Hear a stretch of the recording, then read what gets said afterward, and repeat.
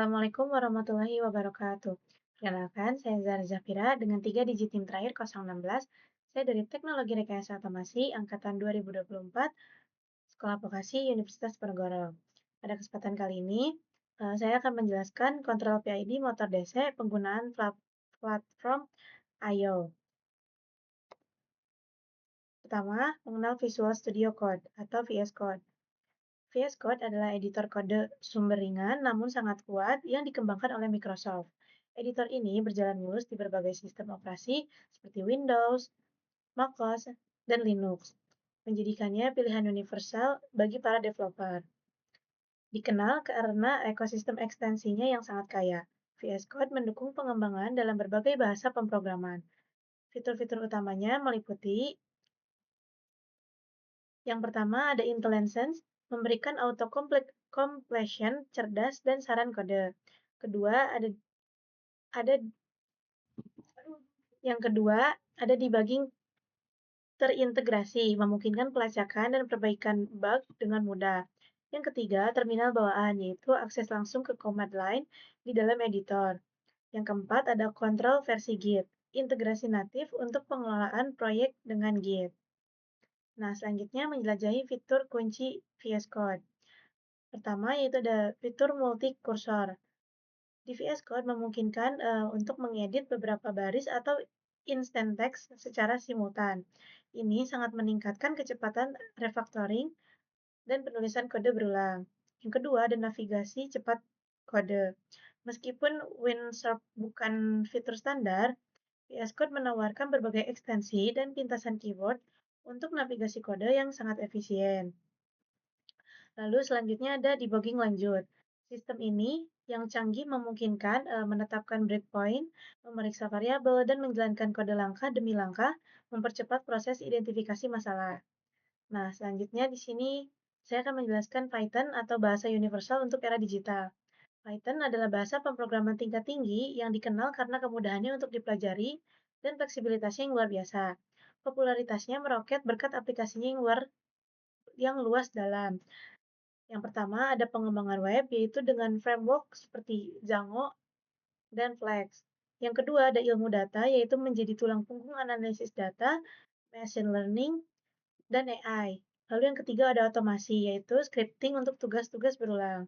Python memiliki sintaks yang sederhana dan jelas, serta didukung oleh ribuan pustaka atau library siap pakai. Lalu di sini ada langkah mudah instalasi Python versi 3.10.11. Nah, untuk bagian langkah ini akan saya simulasikan. Nah, pertama-tama terlebih dahulu teman-teman bisa membuka web lalu mengetik download Python 3.10.11. Nanti di sini bisa diklik yang paling atas. Lalu setelah itu nanti akan tampil muncul webnya seperti ini. Nah, di sini jika menggunakan Windows bisa di-download Windows Installer 64 bit. Nah, di sini kebetulan saya sudah mendownloadnya dan di sini sudah ada. Nanti pada saat installnya itu ikuti saja step per stepnya. Seperti itu untuk instalasi Python. Selanjutnya, optimalisasi pengembangan Python dengan ekstensi VS Code. Ekstensi Python resmi dari Microsoft untuk VS Code adalah alat wajib bagi setiap pengembang Python. Ekstensi ini mengubah VS Code menjadi IDE yang lengkap dan powerful untuk Python. Nah, nanti saya akan simulasikan juga pada saat mendownloadnya di VS Code. Yang pertama ada Linting, yaitu menganalisis kode untuk menemukan potensi masalah dan kesalahan gaya. Lalu ada debugging, yaitu mendukung sesi debugging yang interaktif. Selanjutnya ada IntelliSense, yaitu auto completion cerdas, signature help, dan navigasi kode. Lalu ada dukungan Jupyter Notebook untuk pengembangan ilmu data interaktif. Instalasi sangat mudah, yaitu cukup dari Python di VS Code, Marketplace, dan klik install. Ekstensi ini akan secara otomatis mendeteksi interpretasi Python di dalam sistem dan mengaktifkan semua fitur yang relevan. Nah, selanjutnya di sini ada platform I/O, yaitu ekosistem pengembangan embedded terintegrasi. Platform I/O adalah platform pengembangan software untuk sistem embedded yang dirancang untuk menyederhanakan proses kompleks pembuatan firmware. Ini adalah ekosistem lengkap yang membawa kenyamanan pengembangan modern ke dunia microcontroller. Platform I/O mendukung ribuan papan pengembangan dan puluhan platform hardware yang berbeda, termasuk yang paling populer seperti Arduino, ESP32, STM32, lalu Raspberry Pi Pico. Fokus utamanya adalah memudahkan manajemen proyek, proses komplikasi kode, mengunggah firmware ke perangkat, dan debugging di lingkungan embedded. Semuanya terintegrasi dalam satu tempat. Lalu di sini ada ekstensi platform I/O IDE di VS Code. Yang pertama yaitu integrasi penuh. Ekstensi platform I/O IDE secara mulus mengintegrasikan platform I/O Core langsung ke dalam VS Code, menyediakan antarmuka grafis yang intuitif. Kedua, ada serial monitor, yaitu memungkinkan untuk melihat output serial dari perangkat embedded, sangat berguna untuk debugging dan monitoring komunikasi. Yang ketiga ada library manager, akses mudah ke ribuan pustaka yang dapat digunakan dalam proyek embedded, lalu dengan mudah kemampuan untuk menginstal dan memperbarui langsung dari VS Code. Lalu yang keempat ada build dan upload otomatis. Dengan satu klik, platform I/O dapat mengompilasi kode, lalu mengidentifikasi perangkat yang terhubung dan mengunggah firmware ke microcontroller target. Nah, setelah itu kita masuk ke Visual Studio Code-nya. Di sini langkah pertama yang harus dilakukan adalah mengunduh ekstensi platform I/O. Caranya kita buka extension, lalu ketik platform I/O pada kolom pencarian. Setelah itu muncul, kita pilih extension yang paling atas. Nah, pada kasus ini saya sudah melakukan proses download dan instalasi sebelumnya. Sehingga platform I/O sudah terpasang dan dapat kita lihat pada daftar extension-nya di Visual Studio Code. Nah, di sini untuk form yang saya berikan yaitu program mencangkup pengaturan kontrol VID untuk motor DC dengan konfigurasi sebagai berikut. Arduino Mega 2560 menggunakan pin 5 untuk arah CW dan pin 6 untuk CCW. Encoder pada pin 2 dan 3 serta algoritma PID dengan anti-windup antara minus 255 hingga 255. Lalu program mendukung mode kontrol kecepatan dan posisi dengan reset posisi saat mode posisi diaktifkan. Lalu kecepatan dihitung dari time sampling, moving average, low pass filter, dan kecepatan per detik. Jika nilai KI, KP, atau KD adalah 0, maka komponen integral, proporsional, dan derivatif akan dinonaktifkan. Antarmuka pengguna dibuat dengan Python Qt-Lib5 berukuran 1900 x 960 dengan pengaturan di kiri dan dua grafik di kanan. Grafik memiliki fitur check atau uncheck, legend, dan opsi untuk menyimpan PNG. Parameter seperti setpoint, PID, alpha, LPF, dan time sampling dapat diatur menggunakan slider, text, atau tombol up atau down, dan akan auto update saat nilainya berubah. Lalu di sini selanjutnya ada transformasi proyek embedded dengan platform I/O. Platform I/O ini mengubah cara pengembangan firmware dengan menawarkan workflow yang terintegrasi dan efisien, dari inisialisasi proyek hingga debugging akhir. Yang pertama ada percepatan pengembangan, yaitu mengurangi waktu setup dan konfigurasi yang rumit, memungkinkan developer fokus pada penulisan kode. Lalu kedua ada dukungan multi-platform, yaitu dengan satu kode base, kita bisa mengonfilasinya untuk berbagai jenis microcontroller tanpa harus mengubah toolchain. Ketiga ada contoh nyatanya, yaitu proyek Blink Light Classic, yang biasanya membutuhkan setup IDE spesifik per board-nya, lalu dapat dengan mudah dibuat di platform I/O dan diupload ke Arduino Uno atau ESP32 dengan langkah yang hampir sama. Lalu di sini untuk kesimpulannya yaitu kombinasi VS Code, Python, dan platform I/O membentuk landasan yang sangat kuat untuk eksplorasi dan pengembangan di dunia software modern dan embedded. Yang pertama, mulai dengan VS Code dan Python. Yang pertama itu menginstal VS Code dan Python versinya 3.10.11, lalu jangan lupa pasang ekstensi Python-nya yang resmi untuk pengalaman coding yang optimal. Lalu Untuk embedded-nya yaitu tambahkan ekstensi file from IO IDE ke VS Code. Ini akan membuka pintu ke pengembangan microcontroller yang terintegrasi dan powerful. Nah, mungkin di sini sekian penjelasan PPT-nya. Selanjutnya saya akan memberikan video simulasi pada saat saya praktikum. Nah, sebelumnya kan di sini saya sudah menginstal untuk VS Code yaitu platform IO-nya, extension-nya. Karena sudah, di sini saya akan mencoba untuk membuat from-nya bagaimana, dan saya menggunakan di sini menggunakannya yaitu platform IO di VS Code. Di sini kita new project terlebih dahulu. Di sini project name-nya kita bebas saja ya. Ini. Di sini kita ganti namanya jadi PID 1. Lalu untuk boardnya di sini karena saya menggunakan Arduino Atmega, jadi di sini kita cari Arduino Atmega. Nih, Arduino Atmega 2560 Atmega. Ini ya teman-teman. Nah, teman-teman kalau sudah seperti ini, untuk location-nya itu kalian bisa dicentang aja, atau misal kalian mau menyimpan di bagian mana, nanti bisa ininya di centangnya dihilangkan, lalu kalian simpan di bagian mana. Seperti itu ya teman-teman.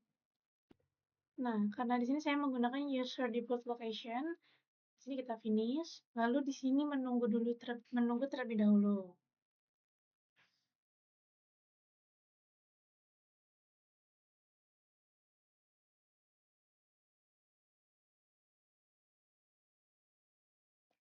Nah, mungkin selama proses ini akan lama ya, teman-teman. Jadi nanti di sini mungkin aku ada beberapa yang di-skip langsung pada saat sudah selesai pemrosesan. Nah, kalau sudah selesai teman-teman, nanti dia di PID 1 itu akan muncul seperti ini. Nah, nanti setelah itu kita coba untuk buat from-nya. Nah, ini kan nanti tampilannya seperti ini. Nah, di sini chat-nya. Nanti di sini tuh kita bisa pilih pakai yang mana.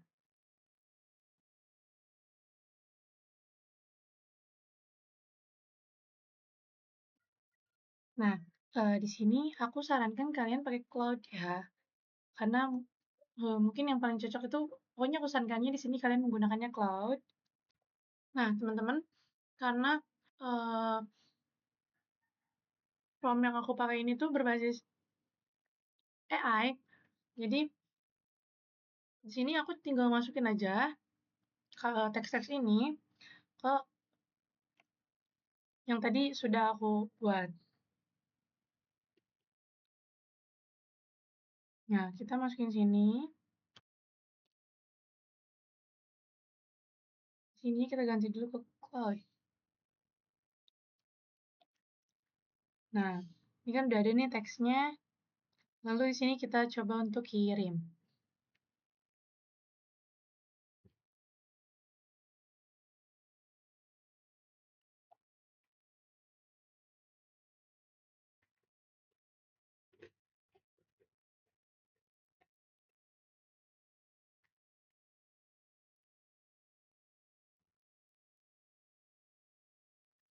Nah, di sini dia akan mulai memproses bagaimana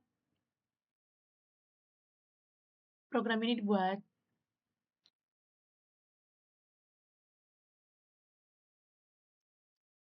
Di sini mungkin kita tunggu aja karena agak lama, mungkin nanti saya akan langsung beberapa di skip-skip agar mempersingkat waktu.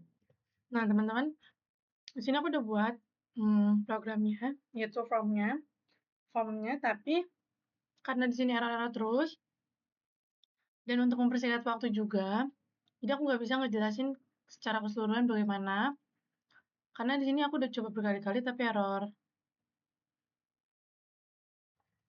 Jadi mungkin di bagian ini aku skip, nanti pada saat yang from yang sudah benarnya, yang sudah jadinya, yang sudah fixnya, aku masukin ke video juga tapi tidak di bagian sini.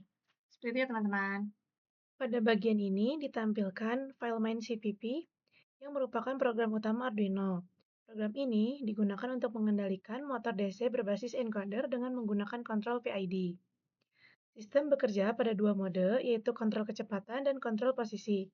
Motor dikendalikan menggunakan dua pin PWM untuk menentukan arah putaran CW dan CCW, di mana pin PWM 5 digunakan untuk arah CW dan pin PWM 6 untuk arah CCW. Sebagai umpan balik, digunakan encoder kuadratur yang dibaca melalui interrupt, sehingga pembacaan pulsa encoder menjadi lebih akurat. Data encoder ini digunakan untuk menghitung posisi dan kecepatan motor, di mana nilai kecepatan diperoleh dari selisih pulsa encoder dalam selang waktu tertentu. Agar pembacaan kecepatan lebih stabil dan tidak terpengaruh noise, data tersebut difilter menggunakan moving average dan low pass filter. Perhitungan kontrol PID dilakukan berdasarkan selisih antara set point dan nilai umpan balik. Komponen proporsional, integral, dan derivatif dihitung secara terpisah dan dilengkapi dengan anti-window untuk mencegah integral berlebih. Keluaran PID dibatasi pada rentang minus 255 hingga 255 dan digunakan untuk mengatur besar serta arah PWM motor. Program ini juga mendukung komunikasi serial dua arah, sehingga parameter seperti set point, nilai PID, dan waktu sampling dapat diubah secara real-time dari laptop, serta dapat respon sistem dikirim kembali untuk keperluan monitoring. Nah, di sini merupakan hasil grafik PID speed.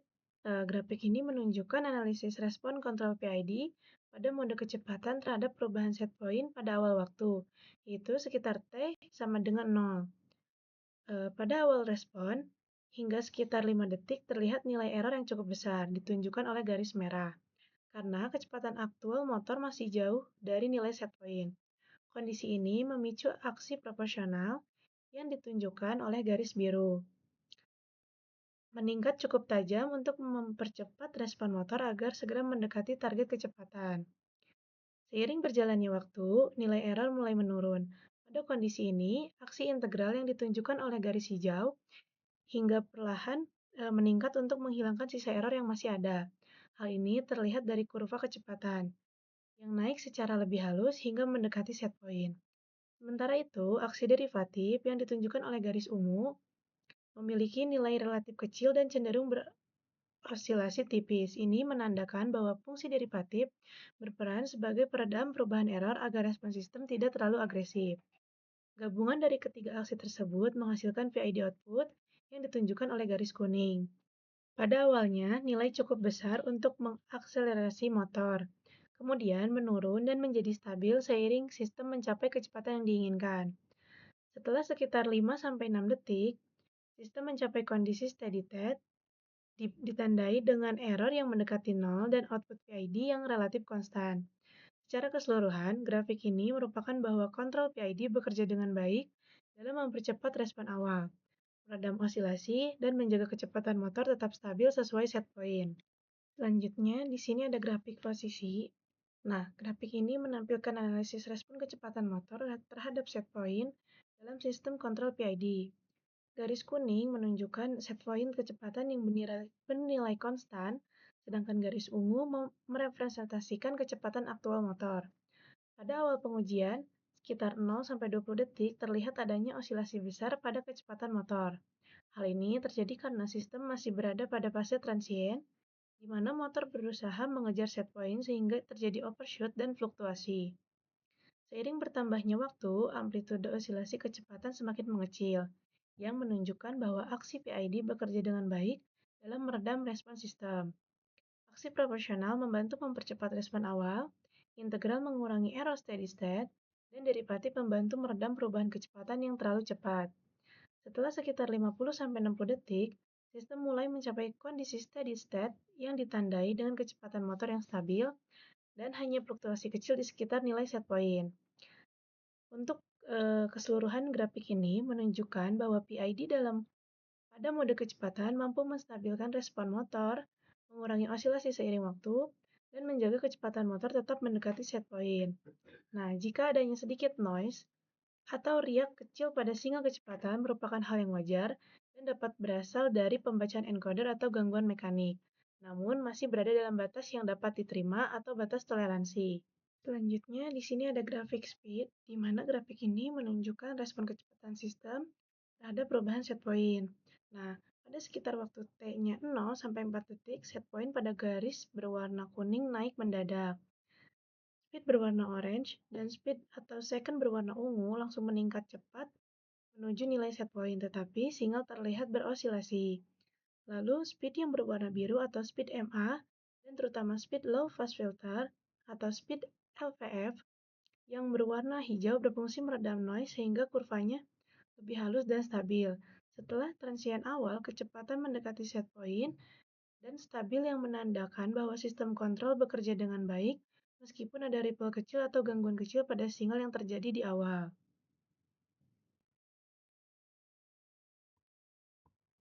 Nah, di sini saya tampilkan pada saat saya mensimulasikan bagaimana kontrol PID ini bekerja dengan platform I/O.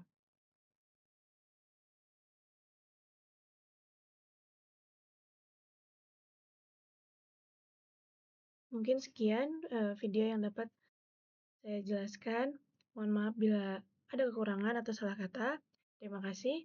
Wassalamualaikum warahmatullahi wabarakatuh.